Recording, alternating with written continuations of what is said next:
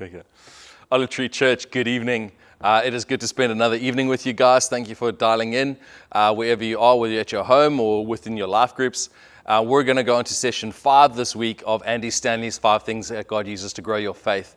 And so, like always, the video link is in the description below, and you just need to click on that and have a quick squiz through that, and then we can answer some questions.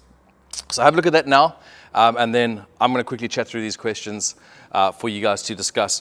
This week, Andy Stanley talks about personal ministry, which is really meaningful contributions. It's those nudges, it's those things that God sometimes puts on your heart, pushes on your spirit for you to either meet a need or reach out to someone or show an act of kindness, a bunch of different things. But you know that feeling where you get kind of going, oh, it feels like I need to do something, but it's risky.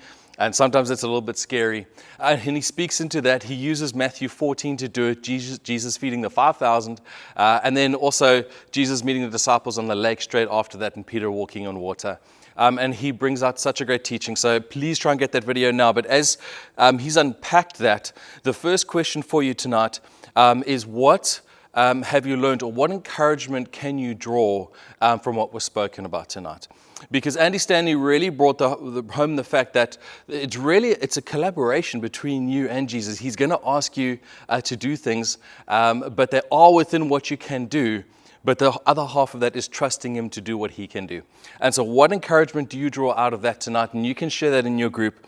After that, let's look a bit more personal. Let's look back in our own lives. And where, as you're looking at it, where have you had that internal nudge before? Can you remember times, or can you have memories where you know that you were supposed to do something? And in those moments, what did you do?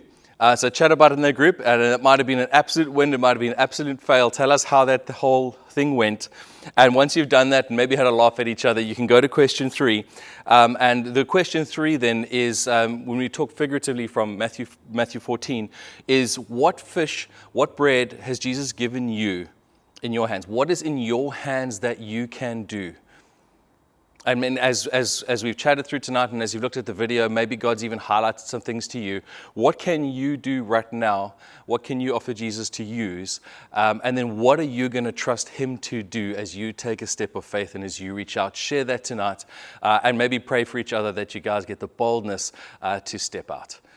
Have a good evening. Enjoy the conversation. We'll see you soon.